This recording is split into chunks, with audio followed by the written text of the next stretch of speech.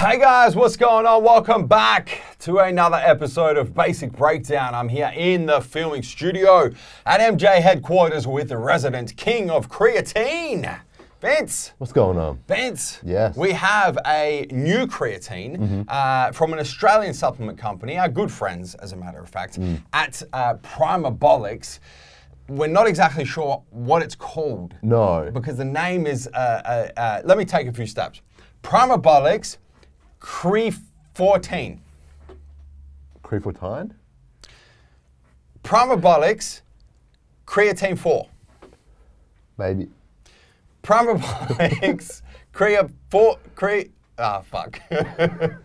Let's go with Primabolics Creatine multi-stage blend. I think it's safe. How does that work? I think Can we the roll with that? Yeah. Okay, let's go there. Vince, let's take a deep dive. Okay, so on the nutritional panel, a serving size is 1 scoop, Yeah. which weighs 3 grams. It does. Maybe. We're not sure. And the reason why we're not 100% sure is because the net weight of the tub, Yeah. as shown on the front of the tub, is 350 grams. Yeah. And there's 100 serves per tub. Yeah. So based on the net weight of the tub, each scoop should weigh 3.5 grams. Yes. So it's either 3 or 3.5. I guess we'll find out when we weigh a scoop. Yeah. Or you guys will find out when you weigh a scoop. In terms of the actual panel as well, Yeah. there's something else that doesn't make a whole lot of sense. Yeah, I mean, there's 20 calories from 5 grams of protein. And now, I don't know how you get 5 grams from 3 grams. You put 5 grams of protein into 3 grams. My head's spinning. It's interesting. I mean, does creatine yield protein at all is probably the bigger question. Creatine is an inorganic acid. Yeah. Technically, it's not an amino acid. No. So does it technically yield protein? Depends on the country you live in. If this was a US panel, it would definitely be zeros across the board. Yeah. It's an Australian panel, so our regulations are slightly different. Man, it's one of those tricky things. I think at the end of the day, if you're supplementing with creatine and you're using creatine day in, day out, does it really matter? Probably not, because it's not going to change. So, you know, it's going to be part of your intake, whether or not you're counting the protein and the calories or not. Yeah. But let's leave it at that. It's between 3 and 3.5 grams per scoop. There's definitely 100 serves in each tub. That's the important part. Yeah. And it may or may not yield protein. Yeah. Okay, into the forms of creatine. Yes. By the label, there's 4 different types of creatine in here. There is. Not 14. No. Starting off with creatine AKG, which is creatine alpha ketoglutarate. It is. Which is really a creatine salt, Yep. Which is going to enhance the bioavailability and absorption of the creatine. Yeah, alpha ketoglutarate generally, and I think this is a little typo on the label for Primabolics, because they've actually written creatine AAKG. Yes. AAKG is arginine alpha ketoglutarate, which Correct. we've seen a lot in supplements over time.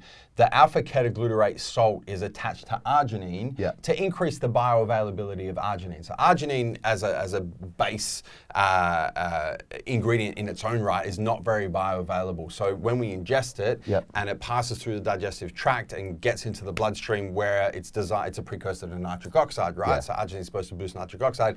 Not a lot of it gets into the bloodstream because it doesn't have a high bioavailability. So by adding the alpha ketoglutarate salt to arginine, the theory is you increase the bioavailability, you get more arginine in the bloodstream, you get more nitric oxide from that arginine. Yeah. So the theory is similar when it comes to creatine. So creatine in its own right is not very bioavailable, which is why we attach it to other things. We attach it to hydrogen in monohydrate to stabilize it. We attach it to hydrochloric acid in creatine HCl to boost the bioavailability. Same theory here. We're attaching creatine to alpha ketoglutarate, the salt alpha ketoglutarate, to boost the bioavailability of creatine, get more of it into the bloodstream where it can be a precursor to adenosine triphosphate, boost strength, boost power, do all that cool shit that creatine does. Yeah. We then have creatine hydrochloride, which is creatine bound to hydrochloric acid. It is. Once again, all these kind of bounds of creatine Yep. are there to increase solubility, bioavailability of the creatine molecule. Yeah, I'm a massive fan of creatine Me HCl, too. man. What I Like personally use. it is my creatine of choice. I think that it just yields all the benefits of creatine without any of the side effects associated with different types of creatine. Yeah. Whether it be stomach upset, bloating, water retention, all of that shit, Yep. out the door with creatine HCl, all of the good shit in the door with creatine HCl through the VIP line and gets you all of the good shit that creatine does. So I'm happy to see that in this formula. Yeah, me too. The next one is creatine ethyl ester, which is creatine bound to an alcohol molecule, an ethyl ester, an alcohol ester. Is that BSN knocking? It might be. Is that BSN knocking from the early 2000s?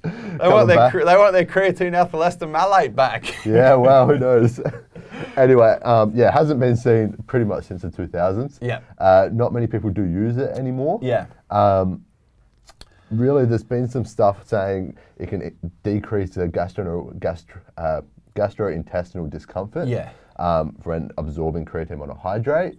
Other studies say it's not as effective as creatine monohydrate. Yeah. Really depends on where you sit with it. Well, ethyl ester is an alcohol ester, right? It is, yeah. That's effectively what it is. So similar sort of theory to the alpha-ketoglutarate, to the HCl. We're trying to attach things to creatine to make it more bioavailable. Yeah. A little bit of supplement history and the knock on the door from BSN a little earlier for those of you who are interested. So BSN back in the early, this 20 years ago now, back in like the BSN let's call it the BSN glory days. Because BSN is not what BSN was in the early 2000s. We're talking BSN, Ronnie Coleman, biggest supplement brand on the planet. BSN sold to a company, I think in the early, it would have been probably the early 2010s for like tens of millions. It was huge. Anyway.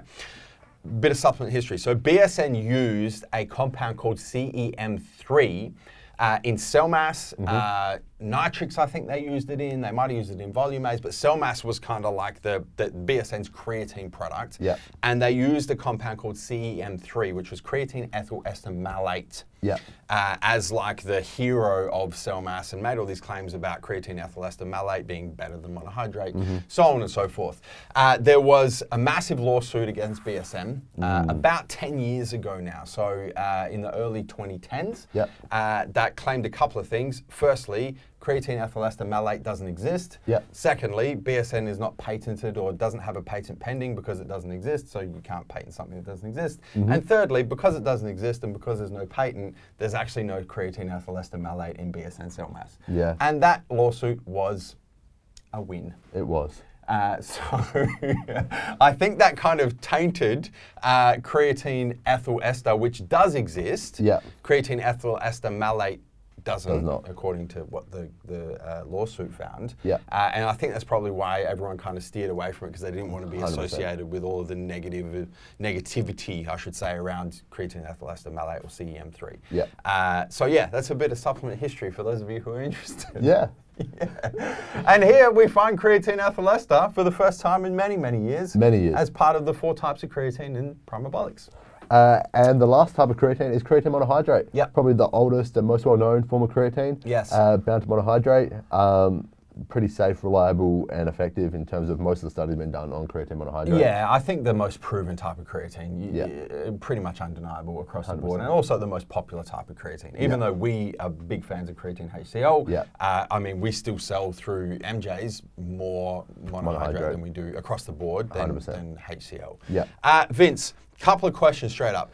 Do we know how much of each type of creatine makes up this 4-stage creatine blend? No. We don't. Do we know the total amount of creatine, put all of the attachments, the alpha-ketoglutarate, the HCl, all the other shit aside, how much creatine we get per scoop? No. Okay, so that makes it a bit tricky. It does. Because, and the reason why it makes it tricky, let me explain. If this was pure creatine monohydrate, we know a clinical dose is 5 grams. If this was pure creatine HCl, we know a clinical dose is 1 to 2 grams. The other types of creatine, probably somewhere between the two. I think AKG is about 3.5. Yeah. So it makes it a little difficult for us to figure out how much of this we actually have to take to get a full clinical dose of creatine. So it could be 1 serve, it could be 2 serve, it could be 3 grams, it could be 5 grams. I'm not 100% sure. Neither. I think to be sure, probably going to be 2 serves, right? Because 2 serves is going to get you 6 to 7 of total of these 4 types. And even if it was monohydrate, that would be enough monohydrate. And then all the others, you need less than the full 5 grams. So that would probably be the safest bet. I mean, if they are listed as per kind of nutritional panels should be in Australia, AKG is first with hydrochloride second. So you'd hope that they have much smaller serving sizes than monohydrate. So you'd hope they make up the bulk of it. Yes. And then ethyl ester and your monohydrate. And I guess perhaps that's why Primabolics has said, you know, 1 scoop is enough. Yeah. But I think to be safe, 2 scoops. Yeah.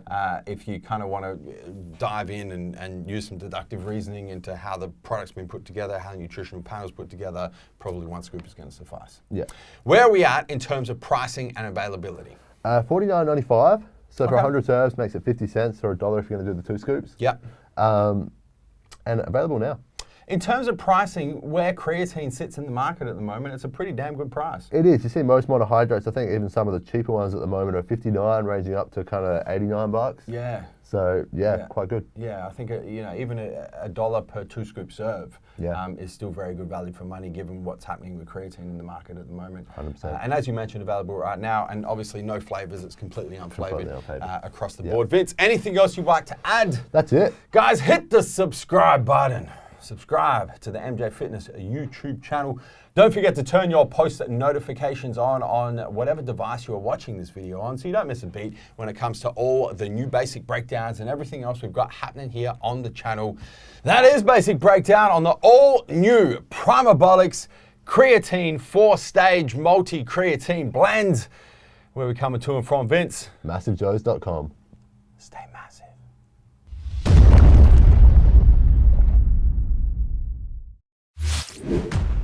Thank you for tuning in to this video. We hope you enjoyed watching. Don't forget to check out our latest upload and our recommended video, and be sure to subscribe to the MassiveJoes YouTube channel to stay up to date with all of our latest uploads.